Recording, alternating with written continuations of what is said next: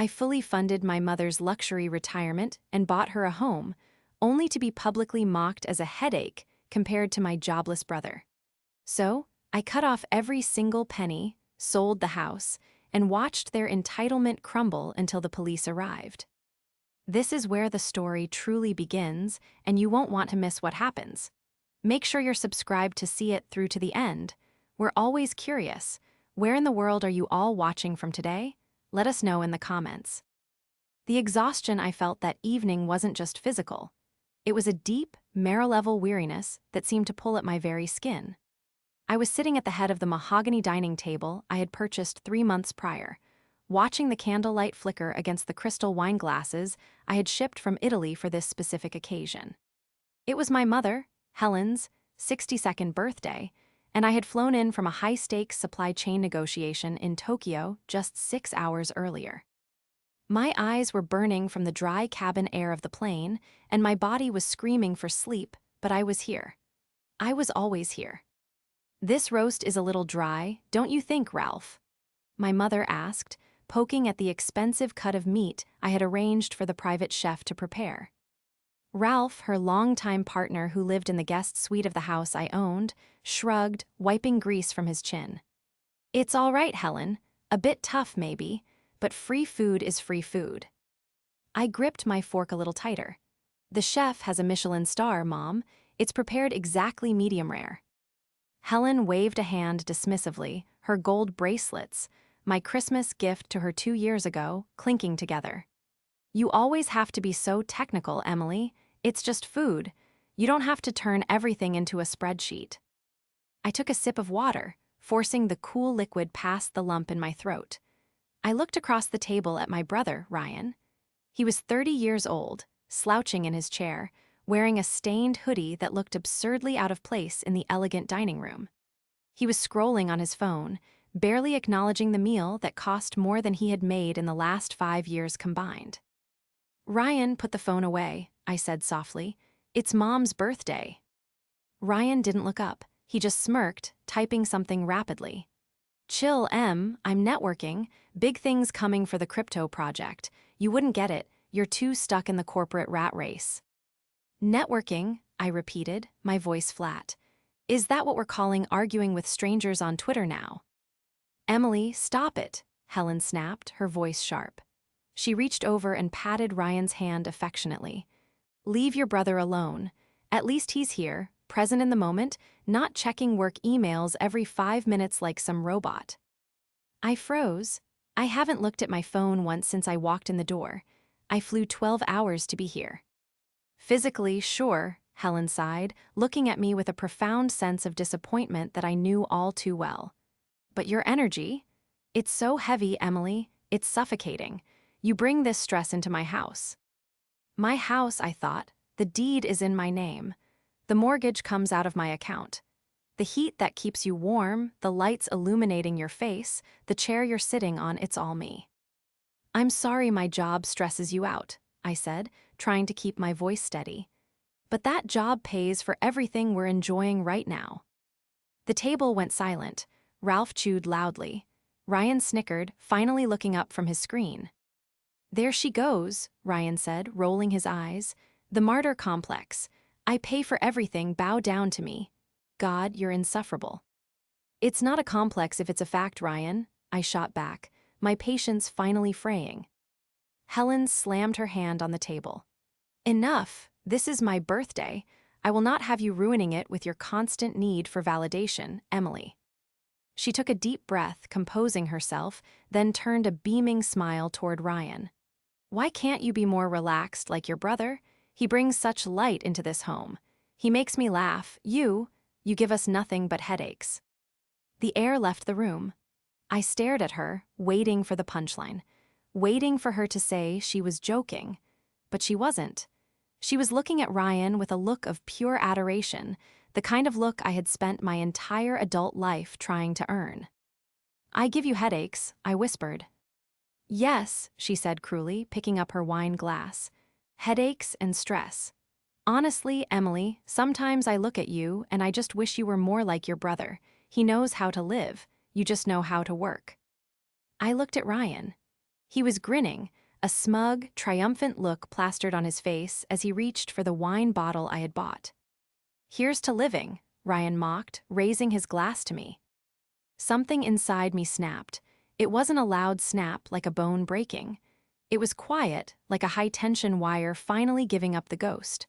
I looked at the three. Of them, my mother, the woman I worshipped. My brother, the leech, and Ralph, the silent beneficiary. And I realized that the love I thought I was buying didn't exist. The betrayal was worse than the diagnosis itself. It was a terminal rot in the foundation of my life. I didn't scream, I didn't flip the table, I didn't even cry. I simply placed my napkin on the table, folding it neatly next to my plate. The silence that followed Helen's comment hung heavy in the air, but they didn't seem to notice the shift in the atmosphere. They interpreted my silence as submission. They thought they had won, that they had successfully put me back in my box, the dutiful daughter, the ATM, the silent servant. "Well," I said, my voice terrifyingly calm even to my own ears. "I'm glad we cleared that up. I wouldn't want to be the source of any more headaches." "Good," Helen said, taking a bite of a potato. "Now, let's have cake. Ryan, did you tell Mom about that girl you met?" I stood up. My legs felt heavy, like I was wading through wet concrete. "I'm actually not feeling well. Jet lag. I'm going to head to my hotel." "Hotel," Ralph grunted. "Why spend the money? Just crash in the guest room." "No," I said, gripping the back of the chair. "I think I need some space." Helen didn't even look up. "Suit yourself. Just make sure you transfer that money for the landscaping before you fly back. The gardeners are coming on Tuesday." I walked out of the dining room, down the hallway lined with family photos. I noticed something I hadn't seen before. There were dozens of photos of Ryan, Ryan at graduation, Ryan at a party, Ryan as a baby. There was only one photo of me, and it was a group shot where I was half blocked by Ralph's shoulder. I stepped out into the cool night air. The house, a sprawling 4-bedroom ranch in a gated community, looked beautiful from the outside. The landscape lighting I had installed last month cast a warm, inviting glow on the stone facade. It looked like a home. It looked like the American dream. I got into my rental car and sat there for a long time, my hands gripping the steering wheel so hard my knuckles turned white. The physical distress hit me then. A wave of nausea rolled through my stomach, and a migraine spiked behind my left eye, pulsing in time with my heartbeat. I was shaking. My phone buzzed. It was a text from Helen. "Mom, you really ruined the vibe tonight. Ryan is upset. You should apologize to him before you leave town. Also, don't forget the landscapers." I stared at the screen, the blue light illuminating the tears that were finally starting to spill over. She didn't ask if I was okay. She didn't thank me for the dinner. She didn't care that I had just flown across the world to see her. She only cared about Ryan's feelings and the bills. I drove to the hotel in a daze. When I got to my room, I didn't sleep. I sat on the edge of the bed and opened my laptop. I logged into my bank accounts. I pulled up the joint account I shared with Helen. It was supposed to be for household emergencies and groceries. I had been depositing $4,000 a month into it, on top of paying the mortgage and utilities directly. I scrolled through the transaction history. Liquor store, $145 GameStop, $60 DraftKings, $200 Club Vibe, $300 ATM withdrawal, $500 ATM withdrawal, $500. My stomach dropped. This wasn't grocery money. This was Ryan's allowance. I scrolled back months. Thousands upon thousands of dollars, my hard-earned money, siphoned out of the account and into Ryan's pockets. Helen wasn't just favoring him emotionally, she was funding his lifestyle with my paycheck. I thought about the conversation at dinner. "I wish you were more like your brother." Of course she did. Ryan was fun. Ryan was easy. Ryan didn't have to work 80 hours a week or travel to 3 different time zones. Ryan got to be the free spirit because I was the one paying for his freedom. I looked at the transaction from yesterday. Catering deposit, $800. I had paid for my own humiliation. I closed the laptop, a cold resolve settling over me. They thought I was weak. They thought I was desperate for their love. They thought I would keep paying just to keep a seat at a table where I wasn't respected. But they had forgotten one crucial thing. I was a supply chain expert. My entire career was built on identifying inefficiencies and cutting them out. To understand the magnitude of this betrayal, you have to understand the history. I wasn't just a dutiful daughter. I was the safety net, the foundation, and the roof over their heads. 5 years ago, my father passed away suddenly. He left behind a mountain of debt and no life insurance. Helen, who had never worked a day in her life, was destitute. She was facing eviction, bankruptcy, the total collapse of her world. I was 29 then, just starting to make real money in my career. I stepped in. I didn't hesitate. I paid off the funeral costs. I paid off the credit card debt. And then I made the biggest decision of my life. I bought the house. It was supposed to be a fresh start for her. I told her, "Mom, I'll handle the mortgage and the bills. You just enjoy your life. You've raised us. Now it's your turn to rest." Ryan was 25 at the time. He promised he would step up. He said he would get a job, help Mom around the house, contribute to the utilities. "I've got this, Em," he had told me, looking me in the eye with that charming smile that always let him get away with murder. "I'm going to be the man of the house now." That lasted exactly 3 weeks. Ryan had anxiety that prevented him from working retail. Then he had back problems that prevented him from doing manual labor. Then he decided he was an entrepreneur, which apparently meant sitting in the basement I paid to renovate, playing video games, and buying cryptocurrency with money he begged off Helen. And then there was Ralph. Ralph showed up about 2 years ago. He was a retired mechanic with a pension he refused to touch and a penchant for expensive scotch. He moved in temporarily and never left. I didn't mind at first. I thought he made Mom happy. But over time, I realized he was just another weight in the cart I was pulling. The primary antagonist in this story isn't just their greed, it was the manipulation. Helen had mastered the art of the guilt trip. Every time I tried to set a boundary, she would clutch her chest. "My blood pressure, Emily, you know the doctor said I can't handle stress. Why do you want to kill me?" So I would cave. I would pay the extra bill. I would buy the new car when hers broke down. It just needed an oil change. I bought her peace of mind at the expense of my own sanity. But sitting in that hotel room, staring at the financial bleeding, the picture became clear. Helen wasn't a helpless widow. She was the ringleader. She was taking my money, handing it to Ryan and Ralph, and then criticizing me for not being fun enough. I remembered a comment Ralph had made a few months ago. He had asked me about my 401k. "You got a lot tucked away in there, huh? What happens to that if, God forbid, something happens to you?" At the time, I thought it was just morbid curiosity. Now, I realized he was assessing the asset. I picked up my phone and dialed the one person I knew I could trust, my lawyer, Sarah. It was 2:00 a.m., but she answered on the second ring. "Emily, is everything okay?" "No," I said, my voice finally breaking. "No, Sarah, it's not. I need you to do something for me. I need you to look over the deed to the house and the power of attorney documents I signed for Mom." "Okay," Sarah said, her tone shifting instantly from friend to professional. "What are we looking for?" "I need to know how fast I can legally evict 3 adults from a property I solely own," I said. "And I need to know how to revoke access to every single credit card and bank account by 9:00 a.m. tomorrow morning." There was a pause on the line. "Emily, did something happen?" "Yes," I said, staring at the wall. "I stopped being a daughter and started being a landlord."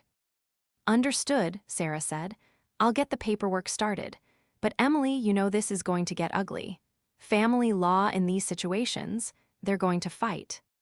"Let them fight," I said, feeling a cold, hard stone settle in my gut. "They're about to find out that the headache is actually the one holding up the sky, and I'm done holding it." The next morning, I didn't go to the house.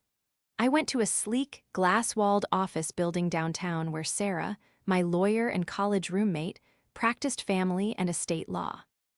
I sat in her conference room, the air conditioning humming a low, sterile note that felt like the only clean thing in my world.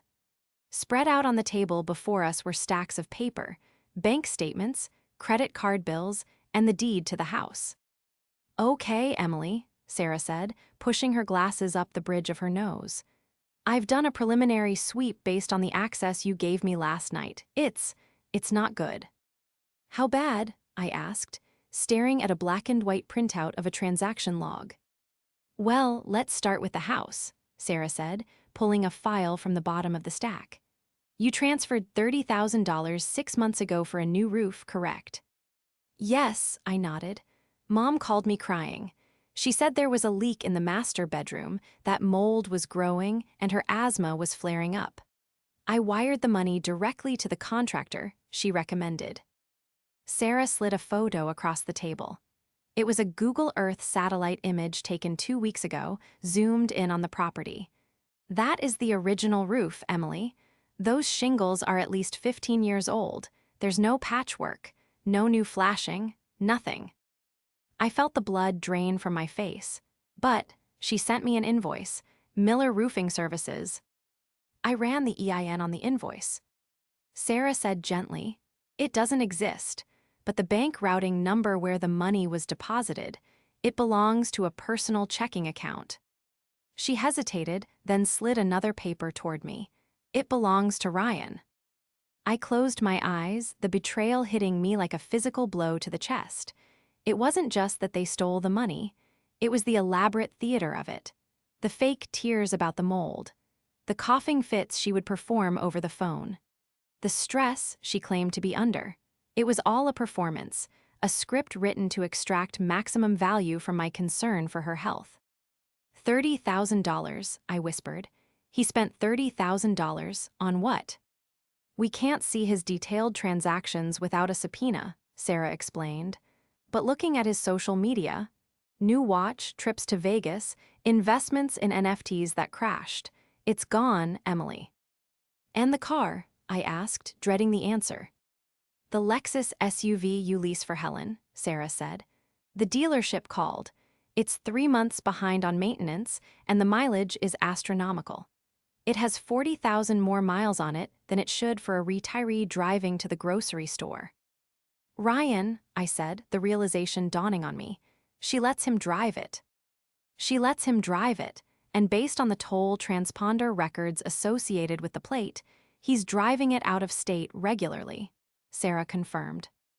I stood up and walked to the window, looking out at the city traffic. I felt a cold, calculated rage replacing the hurt. I had been playing the role of the dutiful daughter, assuming that if I just gave enough, I would be loved. But I wasn't a daughter to them. I was a resource. I was a coal mine they were stripping bare until the ground collapsed. "What are my options, Sarah?" I asked, turning back to her.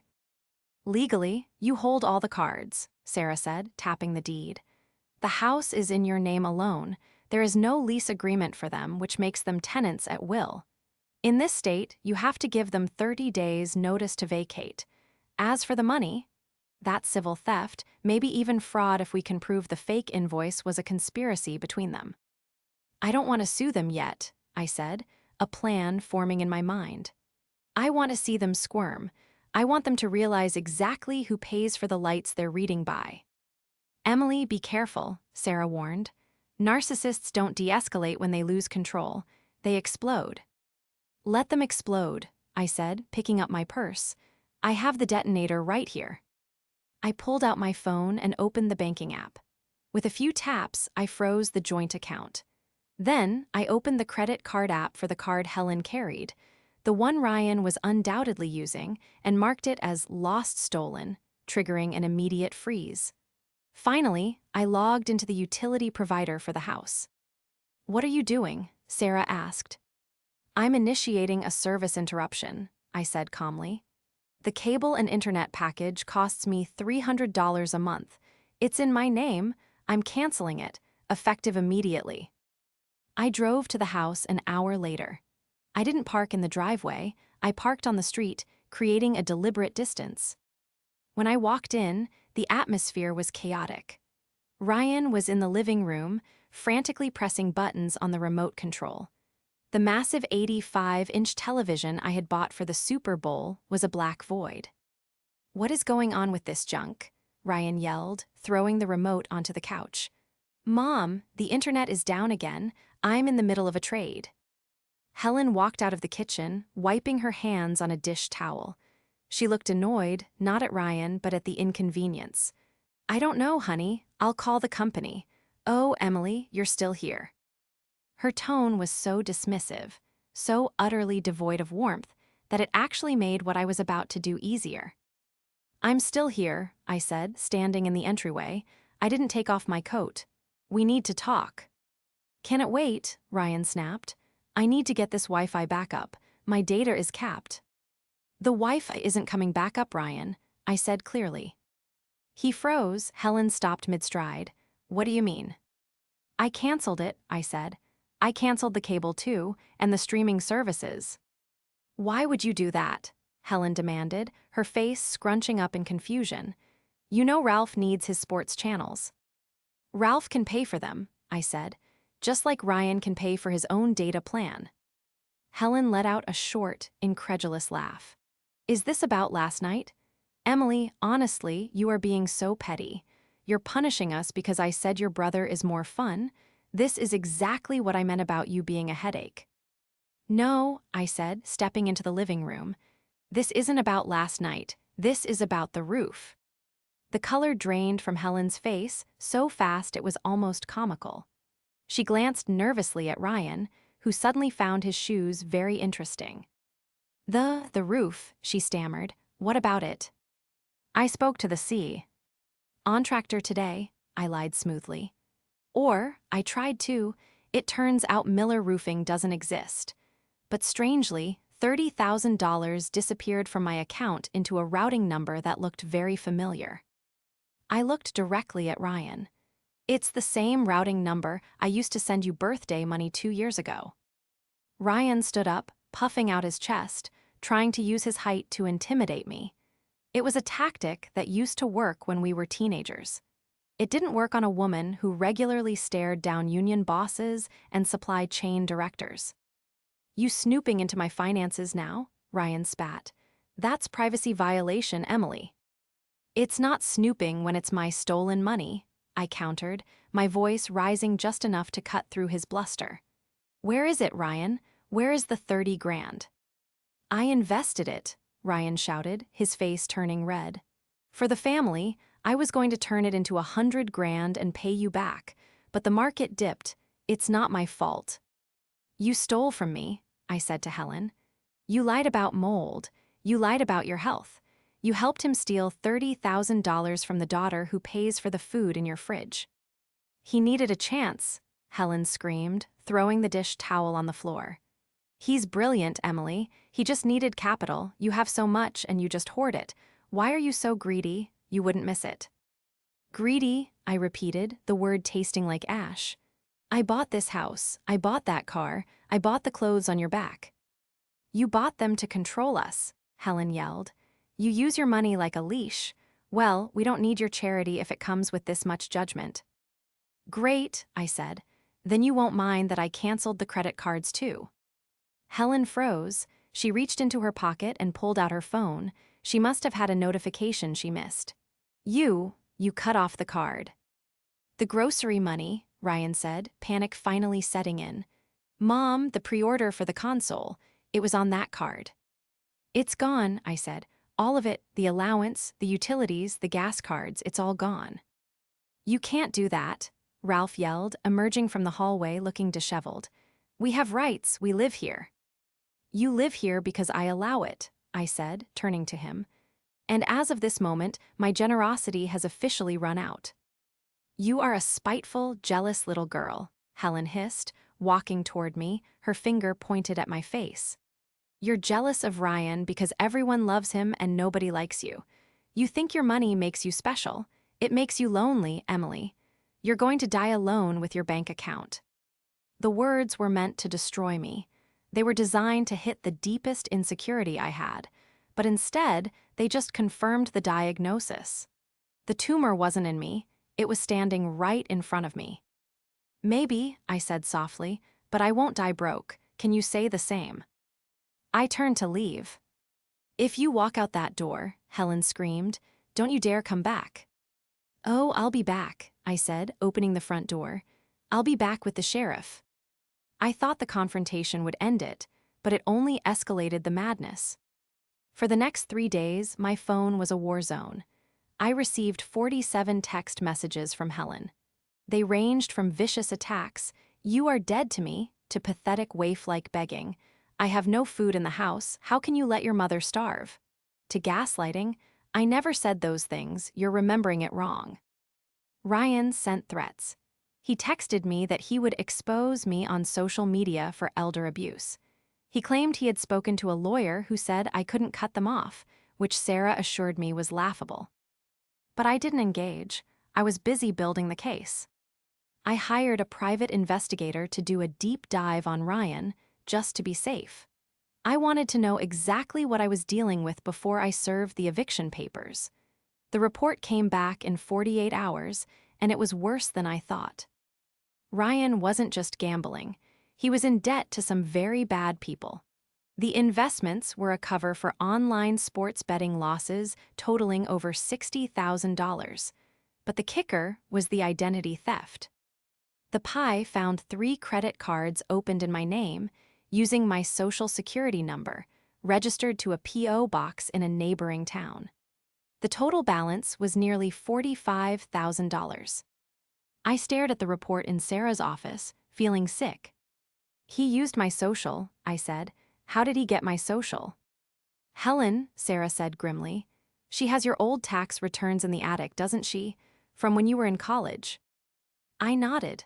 My mother had sold my identity to my brother so he could gamble it away. "This is a felony, Emily," Sarah said. "Federal wire fraud, identity theft.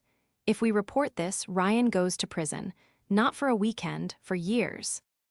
I thought about the little boy I used to pull around in a wagon.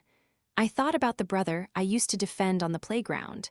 Then I thought about the man who sat at my table, eating my food, and laughing while our mother wished I was more like him.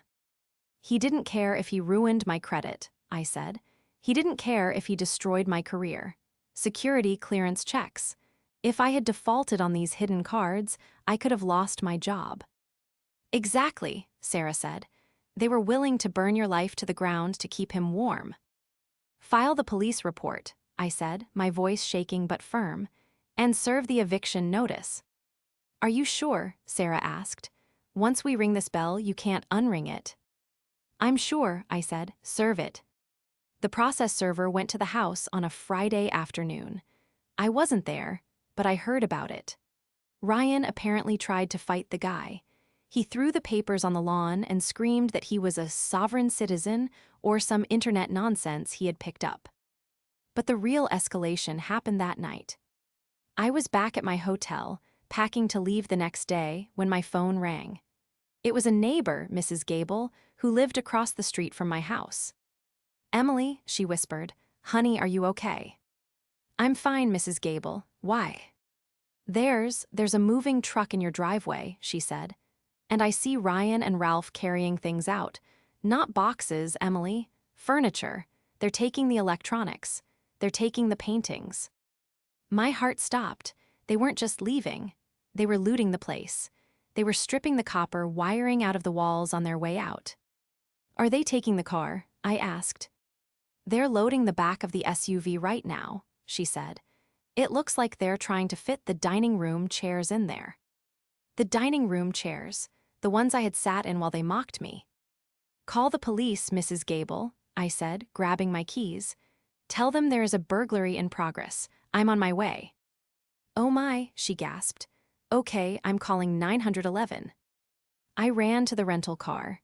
This was it, the final act. They thought they could strip me bare one last time. They thought they could take the last few pieces of value I had provided and pawn them for quick cash. But they had forgotten that I wasn't just the bank anymore. I was the owner, and they were just thieves caught in the act. The street was bathed in a chaotic strobe of red and blue light when I turned the corner. It looked less like a suburban neighborhood and more like a crime scene from a television drama, which, ironically, was exactly what my family had turned it into. I parked my rental car behind two patrol cruisers, the engine idling for a moment as I took a deep, steadying breath. Through the windshield, I saw the spectacle. The moving truck, a rusted, budget rental that Ryan had likely booked with one of the credit cards he opened in my name, was backed up crookedly onto the lawn, leaving deep tire tracks in the grass I paid to have fertilized. The back gate of the truck was open, revealing my dining room table, a stack of flat-screen televisions, and boxes upon boxes of what looked like silverware and linens. Mrs. Gable was standing on her porch in her bathrobe, arms crossed, watching with the grim satisfaction of a neighbor who had endured years of noise complaints. A small crowd of other neighbors had gathered on the sidewalk, whispering and pointing. I stepped out of the car and walked toward the chaos. "You can't touch that. That's my property. I have rights." Ryan's voice pierced the night air. He was standing near the truck, gesturing wildly at two uniformed officers. He was wearing his entrepreneur uniform, sweatpants, and a designer t-shirt that cost more than my first car. Helen was there too, wrapped in a shawl, sobbing loudly. "He's my son. He's just moving some things to storage. Why are you treating us like criminals?" "Ma'am, please step back," one of the officers said, his hand resting instinctively near his belt. "We have a report of a burglary in progress." "It's not a burglary if we live here," Ryan screamed, his voice cracking. "My sister is a psycho. She's doing this to harass us." "I'm the sister," I said, my voice cutting through the noise. The entire scene seemed to freeze. The officers turned to look at me. Ryan went pale, his mouth hanging open. Helen stopped crying instantly, her face twisting into a mask of pure venom. "You," Helen shrieked, pointing a shaking finger at me. "You did this. You called the police on your own mother. Have you lost your mind?" "I didn't call them," I said calmly, walking up to the lead officer. "My neighbor did, but I am the homeowner." I handed the officer the folder I had brought with me. It contained the deed, the utility bills in my name, and the printout of the unauthorized credit cards. "I'm Emily. I own this property. These two individuals have been given notice to vacate, but they decided to strip the fixtures before leaving." The officer, a tall man with a name tag that read SGT, Miller, flipped through the documents under the glare of his flashlight. He looked at the deed, then at the truck. "Is that your furniture in the truck, ma'am?" SGT, Miller asked. "The dining table was purchased by me 3 months ago," I listed, pointing. "The electronics are mine. The car they are loading, that's leased in my name." "She gave them to us," Ryan yelled, trying to step between me and the cop. "It was a gift. You can't take back a gift." "Gifts don't usually involve identity theft, Ryan," I said, locking eyes with him. "Identity theft?" Helen scoffed, stepping forward. "Oh, stop being dramatic, Emily. He borrowed your credit for a few investments. Families help each other." I looked at the crowd of neighbors. They were hearing every word. The shame that Helen should have felt was non-existent, but I felt it for her. "Officer," I said, turning back to SGT. "Miller. In that folder, you will also find a report from my private investigator and a sworn affidavit from my lawyer regarding 3 credit cards opened in my name, using my social security number, without my consent. The billing address for those cards is a P.O. box registered to Ryan." SGT, Miller looked at Ryan. The dynamic shifted instantly. It wasn't a domestic dispute anymore, it was a felony investigation. "Is this true, son?" Miller asked, his voice dropping an octave, becoming heavy and authoritative.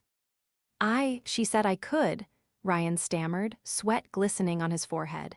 "She told me to handle her finances. She's lying. She's jealous because Mom likes me better."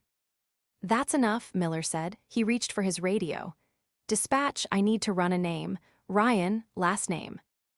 I provided it. While the officer ran the check, Helen grabbed my arm. Her grip was surprisingly strong, her nails digging into my coat. "Stop this," she hissed, her voice low and desperate. "Tell them it was a mistake. Tell them you let him do it. If you don't, they're going to arrest him, Emily. Do you want to see your brother in handcuffs?" I looked at her, really looked at her, for the first time in years. I saw the lines of worry, yes, but mostly I saw the entitlement. She honestly believed that my role on this earth was to be the sacrificial lamb for Ryan's sins. She was willing to let me carry $45,000 of fraud debt just to keep her golden child from facing consequences. "I don't want to see him in handcuffs, Mom," I said softly. Her face relaxed, a triumphant smile beginning to form. "Good, good girl, now tell the officer." "But," I interrupted, pulling my arm away. "I didn't steal my identity. He did. I didn't defraud a roofing company. He did. And I didn't spend the last 5 years using you as a shield. He did." "Dispatch to Unit 4, the radio crackled. "Subject has 2 outstanding bench warrants for failure to appear, driving on a suspended license, and check fraud." "SGT," Miller looked at Ryan. "Turn around, hands behind your back." "No," Helen screamed, a guttural, animalistic sound that echoed off the suburban houses. "No, you can't take him. He has anxiety. He can't go to jail." "Mom, do something," Ryan yelled as the officer spun him around and clicked the handcuffs into place. "She's lying. Tell them she's lying." "Emily," Helen threw herself at me, grabbing my lapels and shaking me. "Fix this. You have money. Call your lawyer. Get him out of this." "Ma'am, step back or you will be detained for obstruction," the second officer warned, pulling Helen off me. Helen stumbled back, her chest heaving. She looked at Ryan being shoved into the back of the cruiser, then she looked at me. The hatred in her eyes was so pure it was almost blinding. "I hate you," she screamed, her voice breaking. "I wish you had never been born. You ruined everything. You ruined our lives." The neighbors gasped. I saw Mrs. Gable cover her mouth with her hand. I stood there, alone on the driveway of the house I bought, watching the lights flash against the siding I paid for. Her words should have killed me. They should have broken me into a million pieces. But they didn't. Instead, I felt a strange lightness. The worst thing had happened. The monster under the bed had finally come out and screamed its name, and I was still standing. "You're right, Mom," I said, loud enough for the neighbors to hear. "I did ruin your life. I ruined the life where you get to spend my money and treat me like dirt. That life is over." I turned to the officer. "I want to press charges for the theft of the items in the truck, and I want them trespassed from the property immediately." "Understood, SGT," Miller said. "We'll need you to come down to the station to finalize the statement." As the police car drove away with Ryan, Helen collapsed onto the lawn, wailing. It was a tantrum of epic proportions, a scream of a woman who had finally been told no by the universe. I didn't go to help her up. I walked to my car, got in, and drove to the police station. I didn't look back. The fallout was swift, brutal, and entirely me. Accessory. Ryan didn't get out on bail. Because of the outstanding warrants and the severity of the identity theft charges, plus the fact that he was a flight risk with no fixed address, the judge remanded him to custody. It turned out the crypto trading was actually a Ponzi scheme he had been running on a small scale, and once the police seized his laptop, the dominoes began to fall. He was looking at 3 to 5 years in state prison.